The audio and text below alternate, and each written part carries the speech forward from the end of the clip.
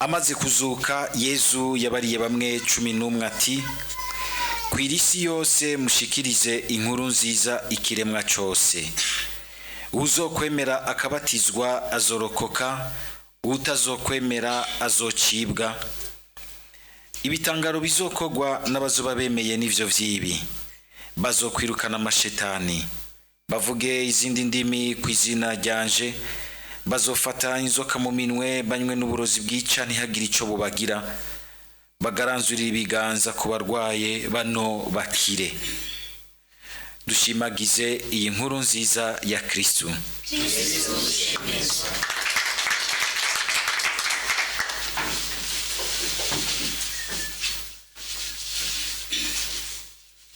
Nkuko twatanguye tuvyibutsanya, uyu munsi turiko turasenga turi na Hazimana mu kwibuka umweranda Mariko, umwanditsi w'inkuru nziza.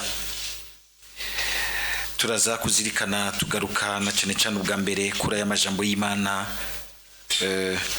twashikirijwe, ariko mu kwibuka gatonya Mariko twamwumvise agaruka muri iki gisomwa ca mbere, aho muri rino baruwa ry'umutumwa Petero agira ati utu tujambo ndatwanditse ndabicishije kuri Mariko,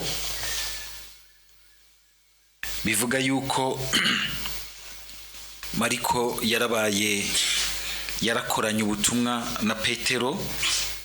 Mbere inkuru nziza burya atwandikira turayumvamwo na cane ukungene Petero yazirikanye gose amajambo ya Yezu Kristo, ingene yabonye Yezu Kristo. Hanyuma kandi mugabo baratwereka ko Mariko yasangiye n'ubutumwa n'abandi babiri, Paulo hamwe na Barnaba. Haragera igihe mugabo baratandukana, Paulo arafata iyindi nzira y'ubutumwa, Mariko arafata iyindi nzira y'ubutumwa. Mugabo nyuma bazosubira guhura, basubire basangire ubutumwa. Ivyo byose bikatwereka yuko igikorwa cyo kumenyesha inkuru nziza ubwa mbere gikenera abantu. Uyu Mariko baratubwira yuko bo barapfana ikintu na Barnaba, muga nkuko tubabona bose mu ntango zo kumva inkuru nziza bakiye bitwararika guhebera ubuzima bwabo inkuru nziza, gukorera iyo nkuru nziza. Mariko mu gukora iyo nkuru nziza tukabona yuko nawe nyene yageretse ko ubuzima bwiwe, hanyuma agakorana n'abatumwa ba mbere. Muri uko gukorana twumvise ingene mbere Petero agira ati mukoreranire mu guca bugufi. Kumenyesha inkuru nziza ntiduhave tubigarukiriza kuri ca gikorwa cyo kuba twatumye ko twararitse abantu, tukaba dufise inyigisho tugomba gutanga, abantu bakoranya ari benshi, canke gusa ibinyene twita vya evangelisation. Ukumenyesha inkuru nziza kandi bihera mu kungene abayimenyesha bitwararika gukorana neza mu guca bugufi. Bitavuga yuko hagati y'abasangira ugukorera umukama hatabura utu canke turiya usanga badahurije ko. Mbere nkuko tubibona Paulo na Mariko kugira ngo batandukane hari ikintu batahurije ko, muga mu nyuma barasubira, umwe akabandanya amenyesha inkuru nziza, unakabandanya amenyesha inkuru nziza. Ariko mu kumenyesha inkuru nziza ntibitwararika kuguma bagaruka ku tuntu bapfa, bitwararika ahubwo icyo kindi kintu gikomeye bahaye ubuzima bwabo. Murabona ingene mu bantu bamenyesha inkuru nziza, mwumvise ingene Paulo na Petero muri iki gisomwa ca mbere abitubwira nk'uburyo bwo kugwanya shetani, ko mu kumenyesha inkuru nziza harimo n'igikorwa cyo kugwanya shetani. Si ukuvuga gusa amajambo y'Imana, ariko harimo no kugwanya shetani isambura abamenyesha inkuru nziza, igasambura iyo nkuru nziza mu bayimenyesha. Petero akagira ati nimutamenya gukoreranira mu guca bugufi, shetani izobasambuza ubwishime bw'umuntu. Mwumvise ingene Petero agira ati ngo kuko ngo Imana ngo nimwegere ngo mwicishe bugufi munsi y'ikiganza c'Imana kugira ngo ibatere iteka igihe kigeze muyiture imyitwariko yanyu ngo kuko bafise ku mutima ngo kuko Imana irwanya abishima igahinema abifata ruto. Iragwanya abishima igahinema abifata ruto. Igikorwa cyo kwakira no kumenyesha inkuru nziza kidusaba yuko tumenya kuguma mu gihagararo mwijunja ry'umuntu aguma yugurukiye kwakira inema y'Imana. Nta muntu yuzuye ubwishime n'ubwibone ashobora kugurukira neza inema y'Imana. Kandi aca asanga ariko aranigana n'Imana. Gutsinda kagatima k'ubwishime kaza kuduterera mu butumwa, kagatuma abantu baziriringa, bagashira imbere cyane ibintu byo kugwanyana no kutumvikana, hakuraba ikindi kintu gikomeye ahubwo cyo kumenyesha iyo nkuru nziza cyo nabafasha kugira ngo barengere ibinabiriya bizanana mu kantu k'ubwishime n'ubwibone. L'orgueil spirituel iri mu vyica cyane ubutumwa. Bivuga yuko kumenyesha inkuru nziza hariho uko kuyimenyesha abandi benshi, hariho no kuyimenyesha twubaka imigenderanire myiza hagati yacu. Inkuru nziza iramenyeshwa abo hanze batarayumva cyangwa bamaze kuyumva kugira ngo bakomere, ariko kandi ibandanya yiyubaka muri twebwe tuyimenyesha mu migenderanire, muco twita la communion. Nta kintu kibishe nk'igihe uhuye n'abantu bitwa ko bamenyesha inkuru nziza, basohoka aho hanze ukumva barasamburana. Ukumva barasamburana, ntibumve yuko ahubwo umuvukano bafise uhambaye gusumba ibyo bindi kumbure batarashira hamwe neza. Ikindi muri iyo ntumbero yo kumenyesha inkuru nziza mu kugwanya shetani, kuko nukumenya yuko uhagurutse ukemera gukurikira Yesu Kristo, ukemera kumumenyesha, hariho ahantu ubu vyuye intambara mu bundi bwami bw'umwijima, mu bundi bwami bwa sekibi. Iraza gutera abayimenyesha kugira ngo ntibatoke neza muri iyo nkuru nziza, bigaca vyima inguvu amajambo bariko barashikiriza, ntafate mu bantu. Ariko kandi iyo shetani iraza ikagwanya icese abamenyesha inkuru nziza, ikagwanya icese abamaze kuyakira. Mu buhe buryo? Mu kubatesha ukwigerera no kwitsinda.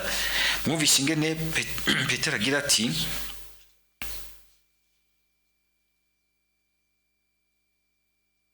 nimwigerere nimwame mugavye, wa mwansi wanyu ari we shetani yama yiyerereza nk'intambwe iroha irondera uwo yorotsa. Shetani gumiyerera no mu bantu b'Imana igumiyerera. Mwarumvise yuko ngwishika n'imbere y'Imana kaja kubwira Imana iti mpayobo gatonya ndamugerageze.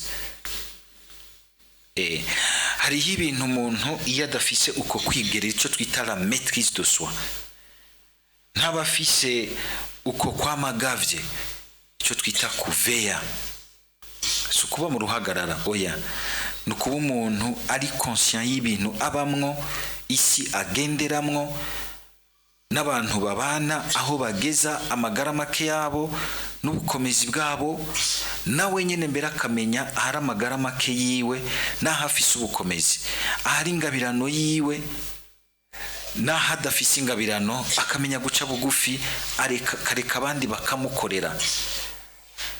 Hari abantu batigera bamenya gushima igikorwa gikozwe n'uwundi, kuko abona umenga ivy'iwabo n'ivyo vyotoka gusa.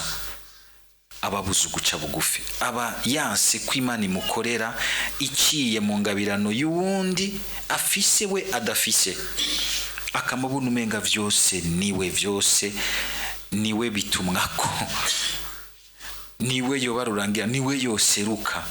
Oya, ntidushobora gushobora vyose. Umwe wese Imana yaramuhaye iteka ryiwe kugira ngo akorera abandi. Mbere izo nema zishobora gutokesha uyu canke uriya uku canke kuriya muri ibi canke biriya, nizo kugira ngo akorera abandi mu muryango w'abakristo. Kumenya rero kwigerera muri kagatima shetani duteza kubwishime. Ingene wabigize neza, bose baragukomera amashi. Funga kinywa. Aciyibwira mutima uti funga kinywa. Mbere ukabona n'abantu shetani ishobora guca ko nabo nyene batabizi, bakaza ari kugutera amashugwe gusa, ntibagufashe gusoma neza ibintu. Shetani ashobora guteza abantu baguma hafi yawe umengana ni nk'abakurtiza hafi y'umwami, naho hogira ikintu usitayemwo badashobora kugukebura mu rupfasoni no mu rukundo, ahubwo bakagutwara hanze kugusanzaza hanze. Adashobora kukwegera kubwira ati ugaka kantu ntitwo gahinyanyura gutya, ntivyomera neza gusumbuku. Kuko hajya no mu kumenya gushikana ikintu birimwe ingabirano y'Imana. Ushaka kuba ufise ikintu ciza mugabo ugasanga wagitekeye muri envelope mbi. Na nk'umuntu agwaye nka envelope icafuye iri ku isosi y'isombe n'ibiki vyose, mugabo indani yo nk'amayero 100 ngahe, woyica ko ngaho utayitoye kuko iri muri envelope mbi. Kumenya kwigerera mu majambo. Hari abantu tutakimenya kwigerera cyane cyane mu ma communication ajya muri WhatsApp. Shetani irakoreramwo cyane mu gusambura abantu, mu gutera imitima ivyiyumviro, mu kubasukamwe imyuka mibi. N'igihe umenga abantu baratera udukuru, hari ahantu umuntu atugururira icyanzo se kibi. Kumenya kwigerera no kuvuga rero ahantu kubaka igihagararo koko c'umutumwa amenyesha inkuru nziza, c'umwana w'Imana amenyesha inkuru nziza. Bivuga yuko inkuru nziza iraraba ubwo buzima tuca dusubiramwo bwa misi yose, aho hanze ku kazi, mu butumwa, mu migenderanire, kuhagira igihagararo c'umuntu amenya kwigerera, amenya kwa magavye, kamenya kumva ati aya majambo asokorotse muri uyu avuye muri ibi, ari mwibi, ivyo nkurikira nibi, ivyo maramwe umwanya nibi, ivyo ntatamwe umwanya nibi. Kuveya birimwo, kugumugavye birimwo discernement. Ntusamare kuko umwasi we ntasamaye. Usamaye gato arakurahura akagutwara. Gusaba kandi yuko umukama adukomeza mu kumenya kwihangana mu bihe bigoye. Ahandi hantu sekibi akunze guterera abamenyesha inkuru nziza ni muri uku gusanga tutamenya kwitura Imana mu bituremereye, kuko shetani irakorera cyane mu bintu bituremera. Tuba dusanzwe turemerewe nayo igakiza, igaca rero isongera isibe, kuko aho hantu kuri wewe haba hanyerera. Kwama tumenya ahantu hacu hanyerera kugira ngo tumenye guca bugufi, tumenye kwigerera. Ngo nayo Imana nyene y'inema zose iyo yabahamagariwe inahazwa bwayo bwamaho muri Kristo, mumaze kubabara gatonya izoheza ibanogerereze iyo nyene ubwayo.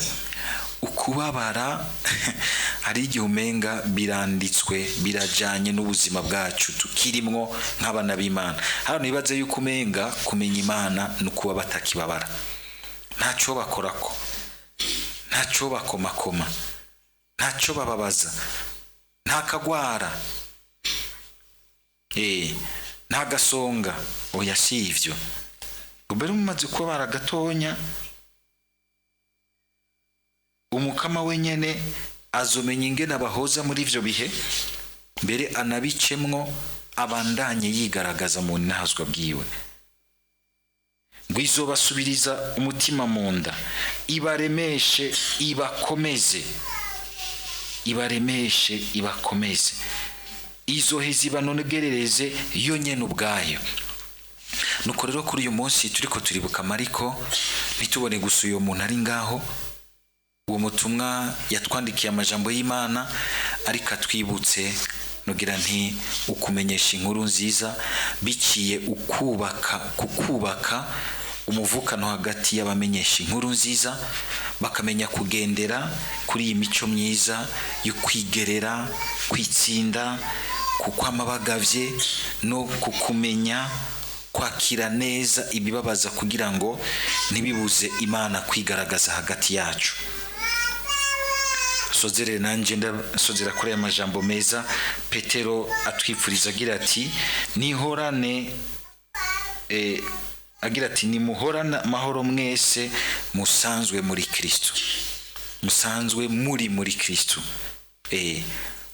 Ukuba muri Kristo nuguheza tukaronka ayo mahoro y'Imana, amahoro atubwira yuko Imana ituzi, itubona muri vyose, ko ahubwo twebwe umwitwarariko wacu woba ukurondera guca bugufi kugira ngo tugume twumviriza ikitubwira, tugume tugabana ubukomezi bwo kugendera ikitubwira.